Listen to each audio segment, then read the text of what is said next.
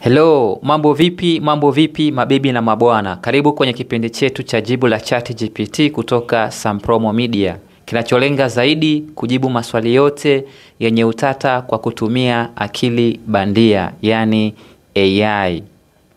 Naam, bila kupoteza muda, swali letu la leo ninamuuliza ChatGPT kuhusiana na yeye mwenyewe, kwamba yeye ni nani, ametokea wapi, na kazi yake kubwa hasa ni ipi, na maarifa anawajibu watu anayatolea wapi, na kati ya Mwenyezi Mungu na Shetani anamtambua nani zaidi. Naam, ungana nami kupata majibu ya ChatGPT. Hello ChatGPT, nataka kujua kuhusu wewe mwenyewe. Wewe ni nani hasa na umetokea wapi? Na hayo maarifa unayowajibu watu unayatoa wapi? Na kati ya Mwenyezi Mungu na Shetani unamtambua nani zaidi? Je, kama ungekuwa binadamu, ungelimchagua nani kati ya Mwenyezi Mungu na Shetani? Na ni kwa sababu gani? Naomba katika kujibu kwako usitumie lugha chafu. Upo live kwenye kipindi cha Sampromo Media. Karibu sana.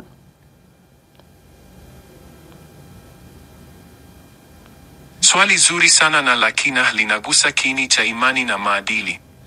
Mimi ni mfumo wa akili bandia uliotengenezwa na OpenAI kwa ajili ya kusaidia watu kwa kutoa taarifa, ushauri na maarifa kwenye mada mbalimbali. Sijatokea kwa mtu yeyote kwa maana ya kibinadamu, sina roho, hisia wala upande wa kidini, kisiasa au kijamii.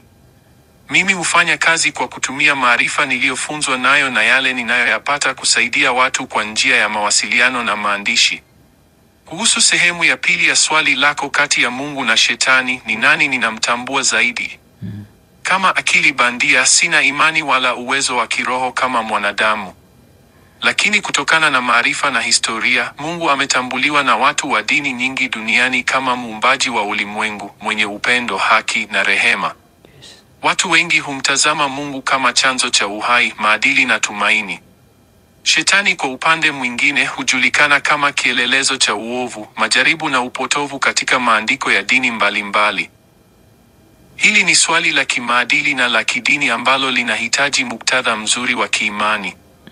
Nadhani Mungu ni mpenzi wa kweli na mwenye nguvu zote, na kama binadamu ningeweza kumtambua zaidi kwa sababu ya imani na maadili ya kiroho.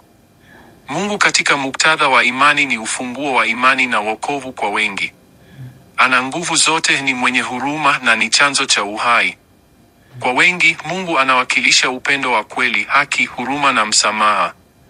Ndiyo maana watu wengi wanamwomba, kumtukuza na kumtambulisha kama kiongozi wa maisha yao. Kila kitu kiema kinatoka kwa Mungu.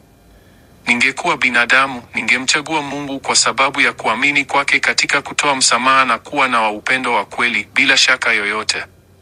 Mungu ana uwezo wa kutuongoza kwenye njia bora hata wakati wa majaribu. Shetani kwa upande mwingine ni kinyume cha Mungu na anatajwa kama madhara ya maovu, tamaa mbaya na ujanja. Katika imani nyingi, Shetani ni mbaya na anajitahidi kuharibu maisha ya watu kwa njia mbalimbali, kama kuvutia watu kufanya maovu.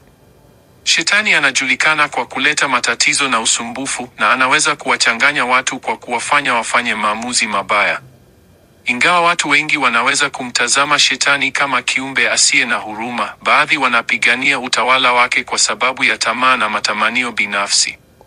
Lakini kwa upande wa imani, Shetani ndiye mharibifu na anajulikana kwa kumtenganisha mtu na Mungu. Kama ningeweza kuchagua, Mungu ningemchagua bila shaka, kwa sababu ya upendo wake, haki zake na karama nzuri alizotupatia kama viumbe. Mungu ni mwepesi wa kusamehe na anapenda watu wamtumainie kwa uaminifu. Kama binadamu, ningejivunia kuwa na imani na kumtanguliza Mungu katika kila jambo. Mungu pia ni mponyaji na wa rehema. Kwa kuwa sisi sote ni wanadamu wenye mapungufu, ningemchagua kuwa na uhusiano na Mungu kwa sababu anajua udhaifu wa binadamu na anawaongoza kwa huruma na upendo wa kipekee. Kwa kuhitimisha, Mungu ni mkuu na ni chanzo cha vyote, muumba wa mbingu na nchi. Shetani hafai kufananishwa na Mungu, yeye ni kinyume cha Mungu. Na hilo ndio jibu la ChatGPT kama ulivyosikia. Na ikumbuke kwamba maongezi yote uliyoyasikia ni mtazamo wa akili bandia. Nini maoni yako kuhusiana na hili? Tuandikie hapo chini kwenye comment section. Lakini pia kama una swali, unahisi lina utata na unatamani tuliulize, tuandikie hapo chini, tutaliuliza na litapata majibu. Naam, ulikuwa na mimi Samuel Fadhili, mhamasishaji wa matumizi chanya ya teknolojia. Endelea kutufuatilia kwenye mitandao yetu ya kijamii, Instagram, Facebook, TikTok na YouTube kwa jina la Sampromo Media kupata habari nyingi zaidi. Bye bye, see you next time.